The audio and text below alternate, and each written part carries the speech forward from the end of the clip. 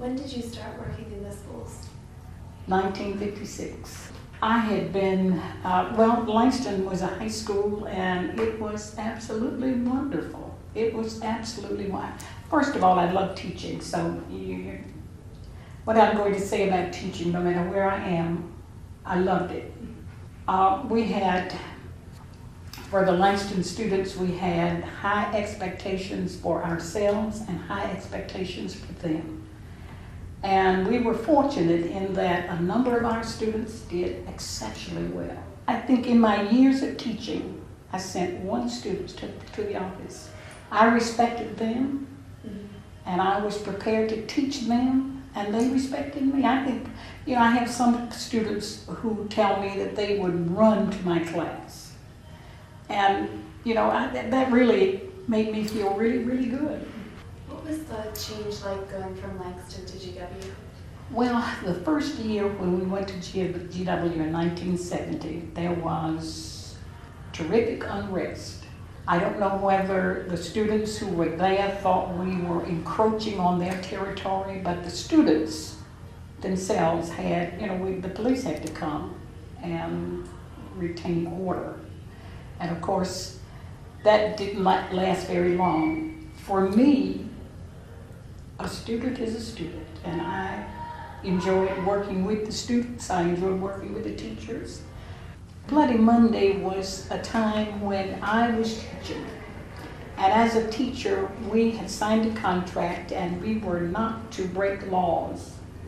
I don't say that they were breaking laws, but according to the policemen, they were breaking laws. If they told them to do something, they charged them with breaking laws. We were not to get involved in that. So the teachers, would contribute wherever we could, but we did not get involved in the demonstrations. But we did have a number of students who got involved in the demonstrations. And before the demonstrations, times were very difficult for Black Americans. There were laws passed that absolutely separated Americans. I think it came to a culmination in the 1960s when the boycott in Montgomery, Alabama with Rosa Parks, and the sit-ins at A&T State University, the idea sort of took hold in many communities. Well, I remember in the 60s when the children tried to go and integrate the library, the public library.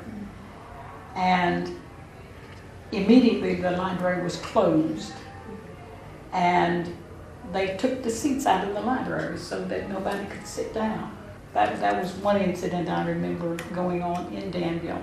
I remember Martin Luther King, when he heard about what was going on in Danville and how the people were beaten and hosed down. He came to Danville, and he described Danville as a very, very harsh place. Were you able to see him when he came to Danville? I certainly did. I went to High Street Baptist Church when I heard he was coming, and I wanted to hear him speak. I had heard so much about him. I had read portions of his speeches, and I wanted to hear him speak. He was not looking